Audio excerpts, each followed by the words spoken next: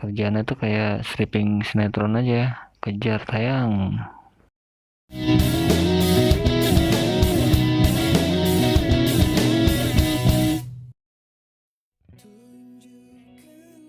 Iya teman-teman, ketemu lagi di channel saya QRdians yang masih ngebahas tentang ilmu proyek. Semoga menjadi manfaat buat kita semua, amin. Kali ini saya akan coba untuk sharing ilmu pengetahuan saya khususnya tentang job desk dari seorang estimator proyek. Apa itu estimator proyek, jabatan dalam struktur organisasinya seperti apa, lalu tugas dan perannya bagaimana, tahapan pekerjaannya sampai dengan akhir proyek, yang sudah saya rangkum berdasarkan pengalaman saya pribadi. Jadi bukan sekedar teori atau riset, apalagi googling yang cuma sebatas basicnya aja. Mudah-mudahan bisa nambah ilmu pengetahuan teman-teman semua yang masih belajar atau bahkan punya passion di bidang ini. Tapi sebelum lanjut, seperti biasa, jangan lupa untuk bantu like dan subscribe channel ini ya. Terima kasih.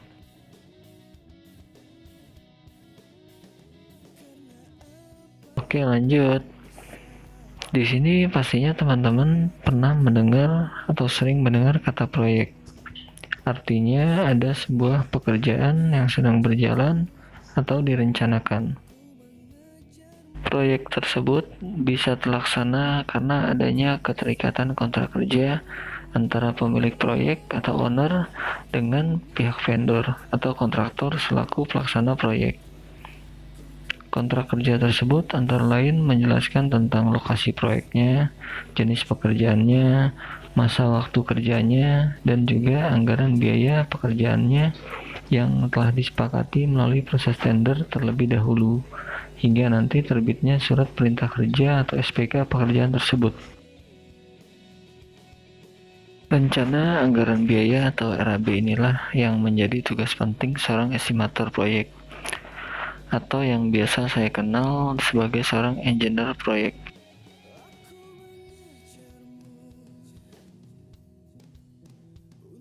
Secara umum, tugas dari seorang estimator itu adalah menganalisis pekerjaan, menetapkan proses produksi, memilih alat dan bahan sesuai spesifikasi pekerjaan, lalu menetapkan spesifikasi pekerjaan yang diterima, menetapkan harga pokok, dan memberikan alternatif harga kepada pimpinan. Yang intinya itu adalah estimator menjadi penanggung jawab dalam mengeksekusi perhitungan modal, bahan, dan material sebuah pekerjaan. Kalau saya jabarkan secara garis besar, peran seorang estimator atau engineer ini cukup vital dalam sebuah proyek, karena orangnya ini harus mengerti betul detail setiap pekerjaan proyek, mengerti permasalahan pekerjaan proyek yang akan dihadapi nantinya.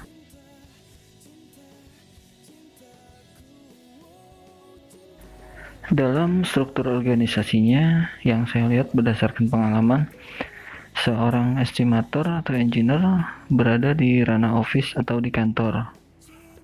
Kenapa?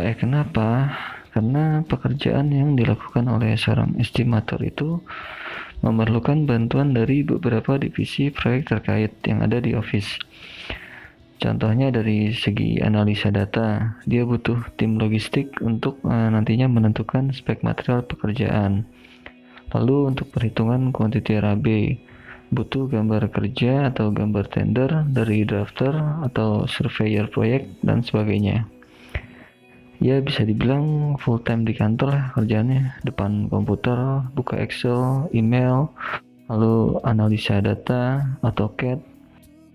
Ya paling kalau keluar kantor atau ke onsite proyek adanya keperluan untuk tender baru atau meeting dengan owner atau ada agenda perusahaan dan sebagainya. Tapi bener dah, nggak bohong, emang jarang banget ninggalin kantor. Estimator atau engineer kalau udah ngitung proyek tuh nggak bisa diganggu, nggak bisa tuh dia berdiri ninggalin kursi panasnya kalau belum selesai. Kayak ngelihat bocah sama dunianya sendiri. Jadi freak abis. Dibilang bocah udah tua, dikira tua kayak bocah. Bocah ngapa ya? Ya pokoknya gitu deh. Jangan terlalu serius ya, ngeflow aja, santai, pelan-pelan, yang penting paham. Amin. Meskipun begitu, emang profesi ini nggak bisa dipungkiri tergolong berat. Untuk jadi seorang estimator harus berwawasan luas, berjiwa kompeten, dan anti mainstream. Karena masing-masing estimator tuh punya gaya sendiri ya, punya skill, tips, and tricks yang beragam untuk menyelesaikan analisa hitungan pekerjaan proyeknya. Pokoknya expert position for a good person deh.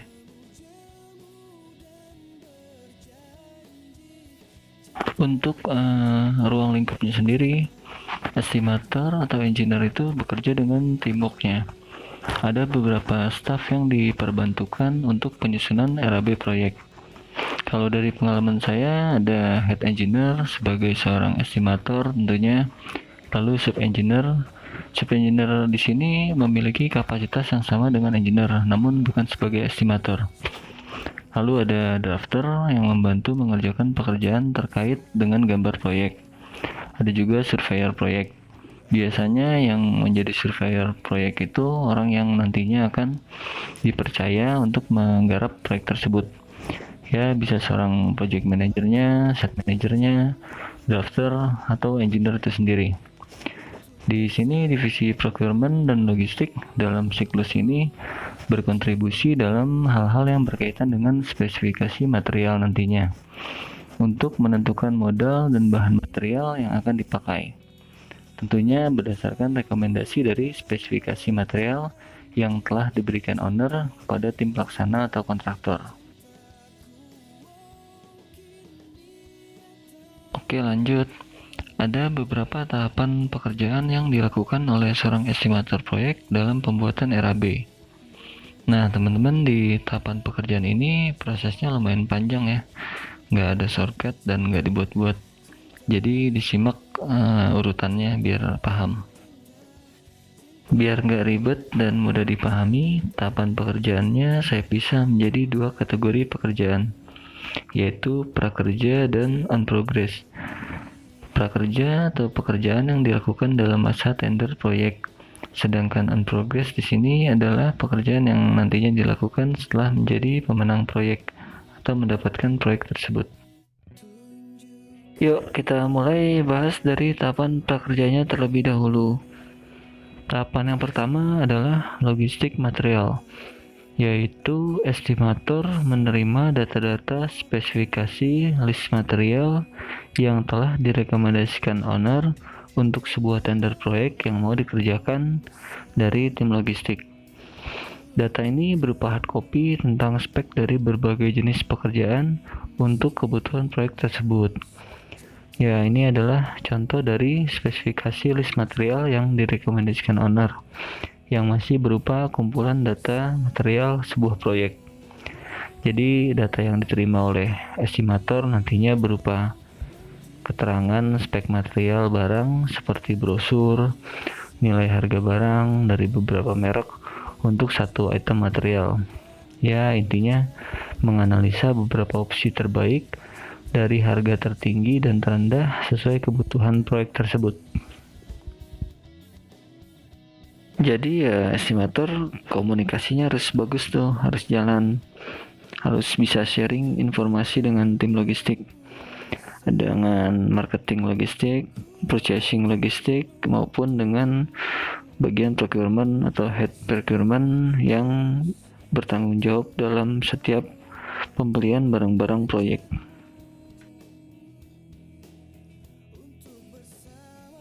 Approval material ini adalah sebuah form persetujuan yang dibuat oleh vendor atau kontraktor kepada pihak owner sebagai acuan untuk setiap pembelian material barang yang telah direkomendasikan oleh owner. Jadi misal owner ngasih 3 opsi merek barang, terus kita pakai salah satunya dari yang direkomendasikan. Itu wajib vendor atau kontraktor buatkan approval materialnya. untuk satu jenis pekerjaan, agar pihak owner mengetahui barang yang dibeli adalah benar sesuai dengan kontrak pekerjaan. Approval material ini sebenarnya dibuat bukan dalam proses tender, tapi udah proses on progress. Artinya dibuat setelah turunnya SPK kontrak kerja atau sudah menjadi pemenang proyek. Alasannya nungguin ya. Kenapa? Karena jalur mendapatkan proyek itu gak hanya dari proses tender.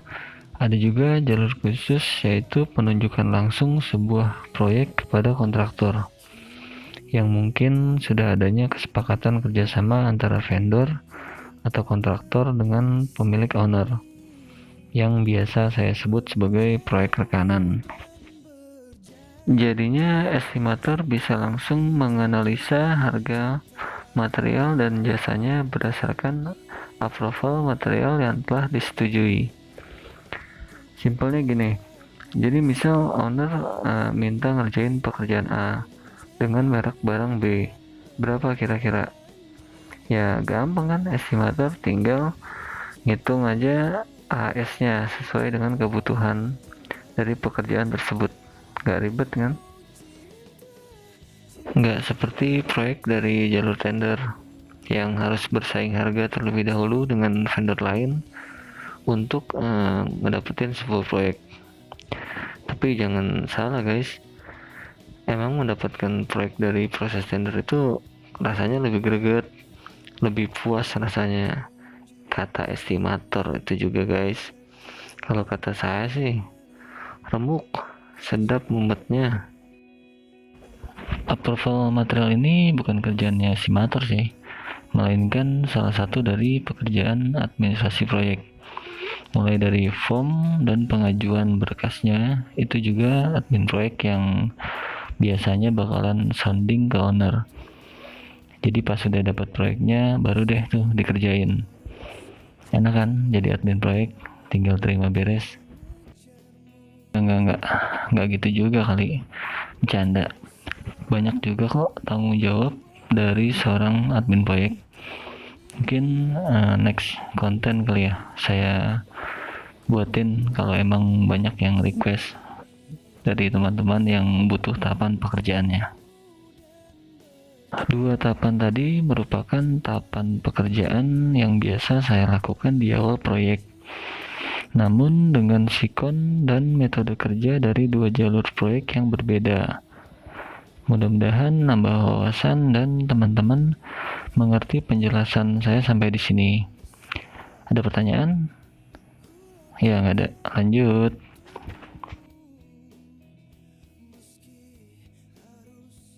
Gambar kerja ini merupakan dana instalasi pekerjaan yang akan dihitung biayanya untuk pembuatan RAB. Jadi gambar kerja yang nantinya diterima oleh kontraktor MEP itu berbeda dengan gambar kerja yang diterima oleh kontraktor sipil misalnya. Jadi kalau kontraktor sipil itu mengerjakan struktur bangunan dan denah ruangan pada bangunan tersebut, sedangkan kontraktor MEP mengerjakan instalasi di dalam bangunan tersebut. Jadi kerjanya tuh saling berdampingan. Jadi saya dapat gambar kerja dari owner atau wakil owner, lalu saya sharing dengan sub engineer dan drafter untuk memetakan kebutuhan material pekerjaan tersebut. Biasanya filenya berbentuk AutoCAD atau sudah menjadi cetakan gambar A4, A3, A2, dan A1. Proses ini banyak makan waktu ya, karena semua perhitungan dilakukan secara detail, mulai dari material utama pekerjaannya, aksesorisnya, fitting-fitting, dan material bantu lainnya. Ya, jadi harus fokus. Perhitungan menyangkut kuantiti barang itu harus dibuat seakurat mungkin sesuai dengan kebutuhan pekerjaannya. Karena mengerjakan jalur instalasi seperti piping pipa maupun wiring kabel itu nggak mudah untuk menghitung kebutuhan kuantitinya kalau belum punya pengalaman. Kalau semua data-data yang dibutuhkan sudah cukup dari mulai spek materialnya, harga material barangnya, lalu perhitungan kuantiti materialnya berdasarkan gambar kerja tadi, baru deh tuh bisa dimulai penyusunan RAB-nya. Oh iya, info lagi nih teman-teman. Jadi terkadang RAB proyek itu nggak semua dibuat dari pihak kontraktor atau vendor. Karena ada juga proyek yang hitungan RAB-nya sudah dibuat oleh pemilik proyek. Tapi ya tetap aja kita harus review ulang itu RAB-nya. Ya, untuk menghindari kesalahan hitungan yang terkait kuantiti dan spek materialnya. Jadi jangan langsung percaya meskipun itu buatan owner. Karena itu bisa jadi bumerang buat pihak kontraktor atau vendor kalau sudah terikat kontrak. Pastinya bisa jadi masalah. Ya, beruntung kalau kebijakan proyeknya itu dengan sistem opnam di final akun tagihan proyeknya. Nah, kalau kebijakannya dengan sistem proyek lamsam, gimana? Mudah. Terakhir, pekerjaan di tahap ini adalah estimator merumuskan perhitungan harga modal material berdasarkan AHS atau analisa harga satuan pekerjaannya. Dari mulai perhitungan modal materialnya, modal jasanya, kebutuhan persiapan proyeknya, dan lain-lain. Jadi AHS dan ASP ini banyak banget. Tiap pekerjaan punya AHS dan ASP-nya masing-masing. Makanya siapin kopi, siapin cemilan, siap-siap juet, siap-siapin mental dah pokoknya. Jadi di tiap tender itu ada batas waktunya, ada deadline dari pemilik proyek. Jadi nggak bisa tuh kita santai-santai. Kerjaannya tuh kayak stripping sinetron aja, kejar tayang. Setelah penyusunan RAB sudah dibuat ke dalam sebuah Excel dengan perhitungan modal dan laba yang telah direncanakan, dirasa cukup dan lengkap, maka RAB tadi telah menjadi Bill of Quantity atau BQ yang fix dari pihak kontraktor untuk ditawarkan kepada pemilik proyek atau owner. Yang nantinya oleh owner atau pemilik proyek, penawaran BQ tersebut akan dibandingkan dengan vendor atau kontraktor lain yang juga mengikuti proses tender. Sampai nantinya ada pemberitahuan dari owner tentang pengumuman pemenang proyek tersebut. Ya, singkatnya kira-kira seperti itu prosesnya. Karena kalau dijelasin lebih detail lagi, bakalan kayak drama Korea, lebay. Next, setelah sebuah kontraktor atau vendor dinyatakan sebagai pemenang proyek tersebut, maka owner akan menerbitkan sebuah surat perintah kerja atau SPK. SPK inilah sebagai jaminan kontraktor yang benar telah ditunjuk oleh owner sebagai pelaksana untuk mengerjakan proyek tersebut. Lalu kontraktor membuat sebuah tim proyek untuk menjadi pelaksana proyek tersebut. Dan tahapan prakerja pun selesai. Setelah proyek berjalan, sebenarnya udah nggak terlalu banyak yang dikerjain sama estimator dalam proyek tersebut. Namun ada beberapa divisi terkait yang nantinya membantu memonitoring pekerjaan dan memberikan informasi tentang proyek tersebut.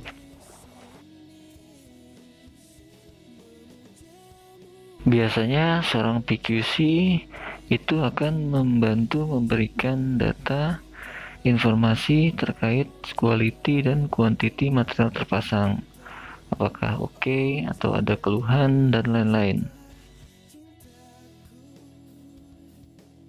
Di sini bagian finance juga akan memberikan informasi dan keterangan tentang bagaimana tagihan proyek tersebut, tentang pembayaran misalnya.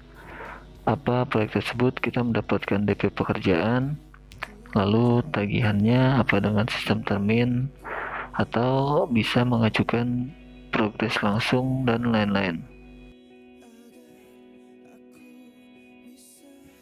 Lalu pekerjaan estimator dimulai lagi nih saat proyek sudah mencapai progres BSC 1 atau berita acara serah terima pertama. yang artinya progres pekerjaan sudah mencapai 100%. Dengan catatan masih adanya tahap opnam pekerjaan dan defect list pekerjaan.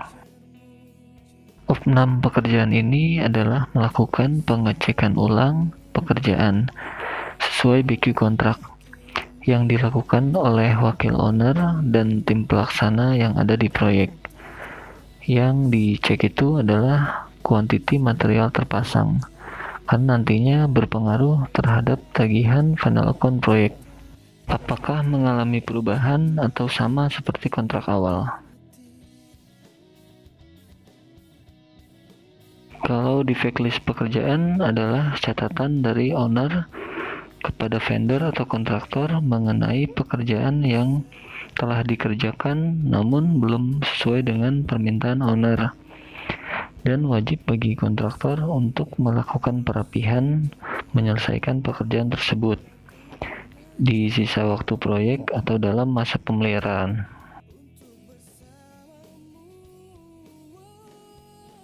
Dan dua berkas tersebut nantinya akan dilampirkan untuk dokumen pendukung mengajukan BSC 2. Jadi kalau dalam tagihan BSC 1, kontraktor mendapatkan 95% dari nilai kontrak. Sedangkan di BSC 2 adalah 5% dari kekurangan nilai kontrak tersebut, yang sering disebut dengan retensi pekerjaan. Dan proyek pun selesai. Ya teman-teman, segitu dulu video kali ini. Semoga kontennya bermanfaat. Jangan lupa untuk like dan subscribe channel ini. Semangat share ilmu pengetahuan.